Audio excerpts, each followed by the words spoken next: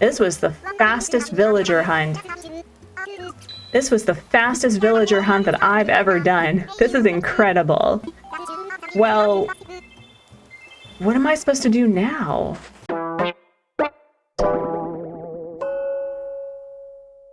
Hey friends, welcome back to the channel, but if you're new, hi, hello. I am Artsy over at the Artsy Gamer, and I make art, I play games, and I encourage others to do the same. And what are you doing? This is my... No. Listen, leave it alone, leave it alone. This is a whole video. Thank you. Thank you. Although, I love the fact that she's still wearing the hashtag Team Forager outfit. But anyway, that's not the point. The point is, hello friends, and welcome back to Rags to Riches, the Animal Crossing madness, where I am still amazed that there are people who... We've only been doing this challenge for, I think, a month, y'all. A month. And there are people who have 5 stars... who have a 5-star island, who have golden tools, who have golden items, who they are already at a good portion of their end game objectives. And this is what I have, y'all. This is what I have. A hope and a dream. Today we're going to be getting our 10th villager. So not the most important, but definitely the most necessary, I think, for a 5-star island. I was very lucky that our 9th villager who had auto-filled was a snooty. We have our girl Velma. Actually, I haven't seen her today, so we're going to do a quick hello, and we can do a check-in of which villagers that we have. Oh, here she is. Hi, there you are, and looking fabulous as ever. How is everything? See, she's giving me way too much confidence for today because, as I said, I do strive with every single video to be quick, concise, and you know what happens? Pontificating. You know what happens? Chaos. So no, friends, hold me to this. Hold me to this. We're going villager hunting. We have 5 Nook Miles tickets that we can work with, and we're just going to hope for the best. We're going to see who vibes. I would like to ideally get a Peppy because we don't have a Peppy on this island. And that's really it. That's the video. And I say this now, but it's probably not going to be the case. I've been really struggling with trying to figure out what to do with this island. And I had this burst of inspiration from Angry Coconut. I know I talk about this a lot, but that's just because, you know, he's just an incredible inspiration. But he got his idea from another person on Instagram. So it's not going to be particularly original, but I think the build itself allowed for me to have an entrance. So if I'm actually able to get a speed build today for the entrance, I probably won't, but I do want to get started and just finish having finally 10 villagers on the island. Oh, perfect. Okay, so Velma's going to have a neighbor. So the front of my island has been a bit of a mess. Like, I've been working really hard to clear it out. I think Bill is the last building I really have to worry about, but clearing this area, it will probably help me define the rest of the island, if I'm honest. But I have been so glad and so lucky to have people do markets, unlike the hard mode markets where you had people selling the most ridiculous things for an exorbitant amount of bells. Most people are pretty fair with these markets, and I have been really appreciating the collaborativeness of this challenge. But with time traveling, a raccoon figurine, a tanuki, but I have been really enjoying the collaborativeness of Rags to Riches. The only problem, however, is the time traveling has been stressing me out and kind of burning me out a little bit, and so I think that's a major reason as to why I have been taking it slow and that I'm not ahead of the game like everybody else. But also I have been really enjoying a lot of different games lately. You know, I've been playing Dinkum. I learned about creative mode. That's what I'm calling it instead of cheating, because I don't want to normalize the concept of calling being creative or playing games the way you want, unless it's, you know, competitive is cheating. It's creative mode, right? And so I have been obsessed with Dinkum lately. I have a lot of plans for the rest of the year that I'm really looking forward to. And so I don't really have all that time and energy to devote to one specific game or one specific game play, you know, like a gameplay, this thing, because we have 2 islands that I still need to work on and finish. But here we are, the first island. I will not bore you, friends, with... Oh! Wait. Today's a good day, y'all. Look, y'all. Oh my gosh. Oh my gosh, it's Tutu. It's a literal Peppy. It's a Peppy queen. And not only a Peppy queen, y'all. It's a Peppy queen that I have been looking forward to having on an island for years. This was the fastest villager hunt. This was the fastest villager hunt that I've ever done. This is incredible. Well, what am I supposed to do now? I mean, I could be awful. I could just be like, no, I'll keep going. But you know what? No, you know what we're gonna do? We're going to invite her. And you know what I think we're also going to do, and what I totally forgot to do, is that I was supposed to time travel to the evening so I could potentially get Scorpion Island. But you know what? No, I'm gonna live with this decision. And she's a whole different species and everything. Oh, she's so cute. Oh yeah, no, I love Tutu. And she's going to be perfect for kind of like, I don't know, good foresty vibe, you know? She's so cute. Yeah, she knows her worth. Look at that girl. Look at that girl. Well, dang. Okay.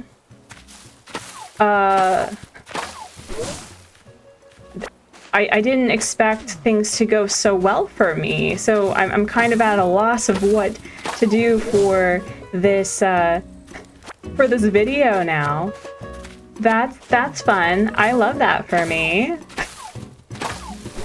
Well, I guess I'm just going to like continue working on cutting down all of this stuff, and then we'll just play the game by ear, I guess. So we pause this deforestation to bring you kind of like a pro tip that I came up with that I'm sure that all of the Rags to Riches people are already doing. I have been working to get through over 100 axes, and I was thinking, you know what would be really smart is that if I just use the flimsy axe for everything as much as possible. And so I've been breaking these by cutting down Mystery Island trees, Nook Mile Islands and things, and also hitting rocks. So if that is something that you are working toward, just buy or make a bunch of flimsy axes and then have a goal to work through, like 5 of them in a day. And by that point, you have to break 100 axes in order to get the golden axe. So you could technically get them in 20 in-game days. So that is something that I've been working on. I can't believe it took me that long to figure out, because I was using the big bad powerful axe, big axe energy, and it was so much better to think that, it would take me significantly less time if I just used flimsy axes. But this is not what I was expecting for this video. I thought that it was going to be a ridiculous 5-ticket hunt and where I auto-filled for literally the second time. And instead, the RNG gods give me exactly what I wanted. And I don't know how I feel about it. I feel very triggered and gaslit. I feel very unsure of how to progress this video now. But I guess what we can do is just finish up what I typically do in the day on my island, and then we can start laying out the area in the entrance of what I want to do, where, you know, it's heavily inspired by two amazing content creators, but I do want to make it mine, you know. And it was so cool how social media really does inspire people and give them ideas to work off of and then make it their own. But I'll be sure to put a link in the description below where you can find both content creators, and specifically the build that I was looking at that I fell in love with. And thankfully, because of the markets, we have the majority of the items that I need for it, but I will have to time travel to the next day in order to start building it and actually placing down stuff. So I'm gonna be honest, I really have no idea how to continue on with this video, but let's do a quick recap of where we are at with our villagers. So we finally, when Tutu arrives, we will have every single villager personality available to us, which is great. We finally have a Snooty, we have 2 Crankies, hashtag Cranky Crew, we have 2 Lazies, we got 2 Hippos. I mean, it's a wild, and 2 Penguins. That's just wild. And I haven't done any sort of terraforming. I haven't even gone custom code shopping as of yet, but I have been really enjoying, as I said, the routines of things. But I always worry about time traveling so heavily that I kind of forget the reason why I love Animal Crossing is, you know, connecting with other people, connecting with zeros and ones, literal pixels, and having a fun time.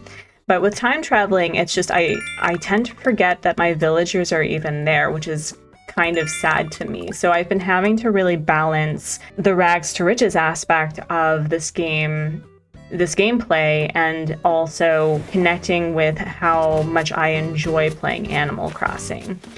I have been doing really well with the crop selling. I have been doing really well with the flower breeding. So, oh yeah, we can actually do that because I need to do a bit of watering.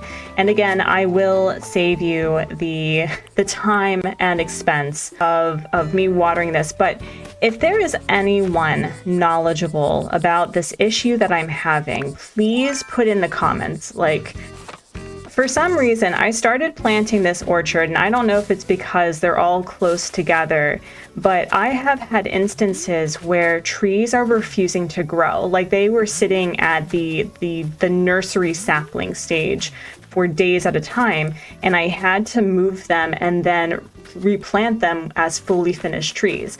Now, because of that, they are officially producing fruits and everything, so that's not the problem.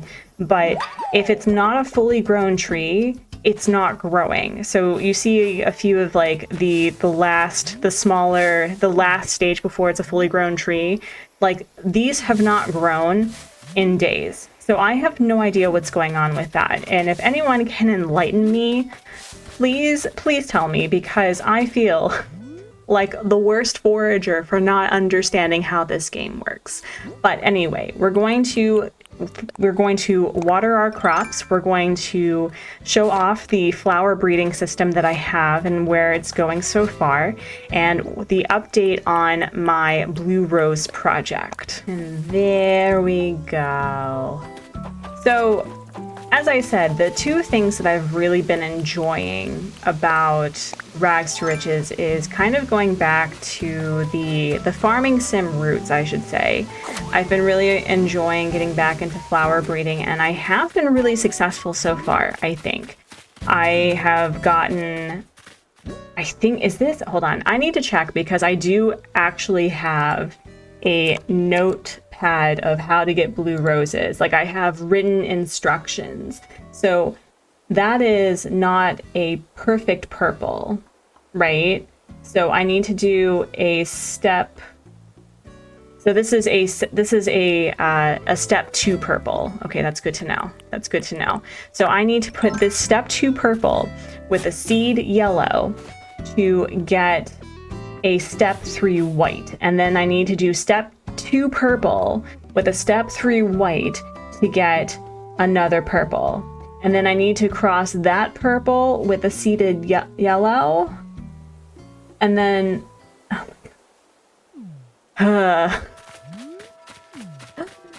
This is so difficult, but I have been getting a lot of pink flowers. I am a little worried that because I am doing this 12 by 12 breeding, like flower breeding thing, that they have to be interacting with each other in order for this to work.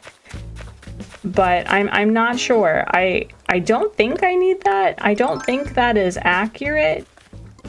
But I think it's okay. And ultimately, the thing that I'm looking to do is really just, I want to breed all of the different flower colors, but the decorations for the island itself is going to be heavily red.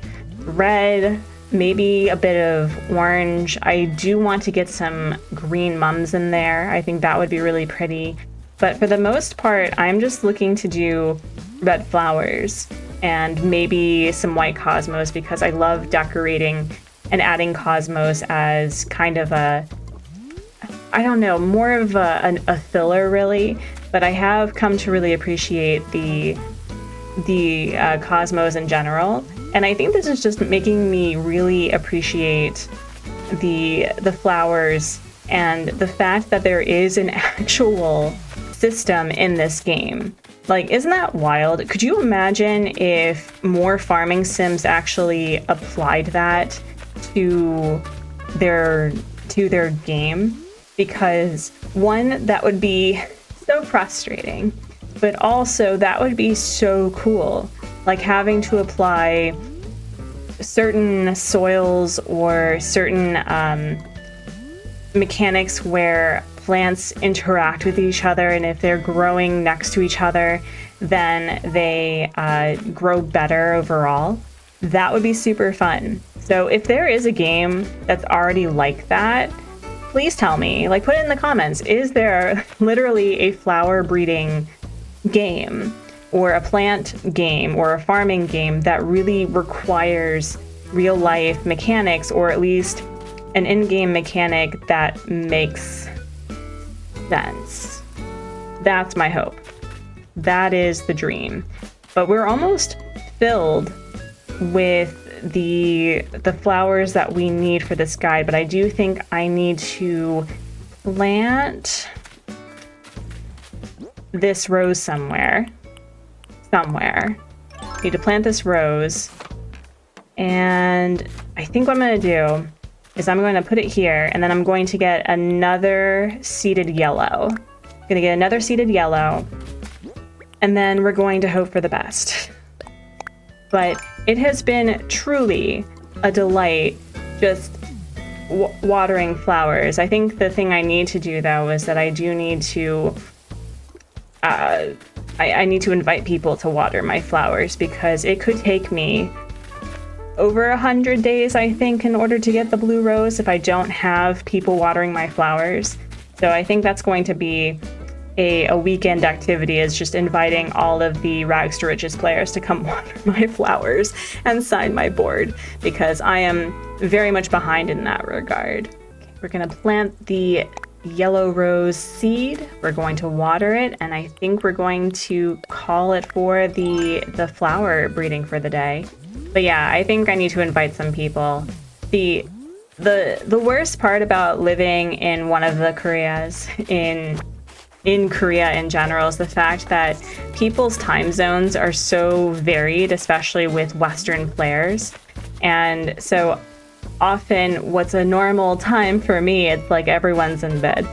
So I'm really hoping that perhaps in the evening my time, or in the morning when people are available, or vice versa, that I can actually get some flower breeding started and work on being okay with time traveling, and perhaps start inviting more people over, because that is the one main thing I do love about this challenge, is you get to interact with people, and that's really fun. But Tutu just grew into this entire video.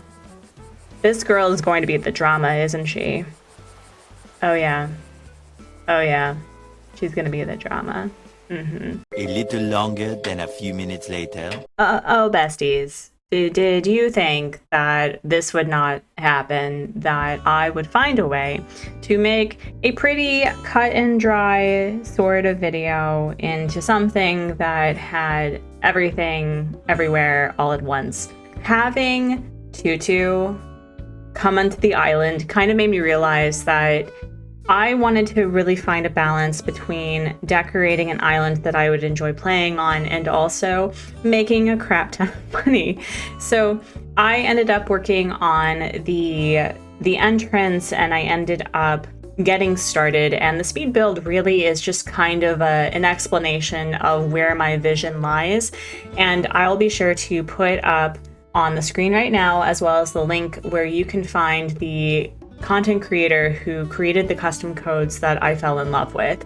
Now, Komame Sangesu's custom codes were incredible for the builds that they have put together, and also you can find them on YouTube as well as Instagram. But I found this really beautiful sort of worn out wood and stone pathing that came from a content creator from Japan on Twitter, and it really kind of set the tone when I found that, you know what I mean? Because I have always had a really hard time with defining old but not abandoned, old but still cherished and loved. And I love islands like that. I love islands that really allow nature to speak for itself, you know what I mean? The build itself will not be finished. It really is truly bare bones, because in Rags to Riches, unless I go to a lot of markets, I don't even know if doing cataloging is allowed, but I don't have a lot of what I want to do for this entrance as of yet is unlocked, but I got pretty far after that point.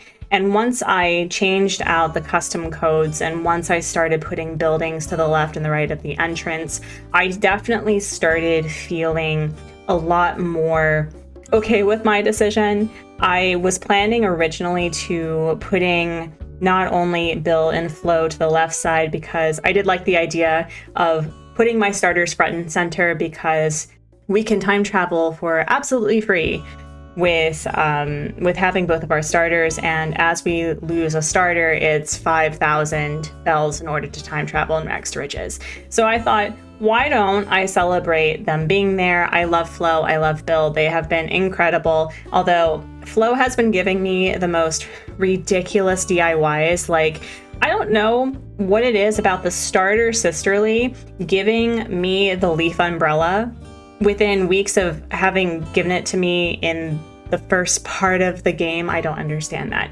But I also ended up deciding to move the museum to the right side instead of my house. My goal was originally to have either Nook's Cranny close to the entrance, but I think what I'm going to do is really try new things with this island and do something that I've never really done before. And as I said, allow this island to speak for itself. Now, whether or not I'm able to, find a way to balance the Rags to Riches vibe with, just a typical island build, I don't know yet, because that was something that I sort of not regretted with my hard mode island, but it just became like an island, it didn't really celebrate the fact that it had rules and it was a challenge, so I'm really hoping that with the end game objectives that I do put that front and center. But I feel that entrances are the thing that allows for us to really understand where we want to go with this island. So I want to hear in the comments section below, are you actually decorating your island? Did I just do the most? Am I completely wacky doodle? Did I do a good job? Yes, because I like the validation of even more random people on the internet. So I'm just going to let this delightful speed build, which isn't really a speed build, it's more of just like a montage of my brain and making a mess. And I will see you when regular, not voiceover Artsy talks to you.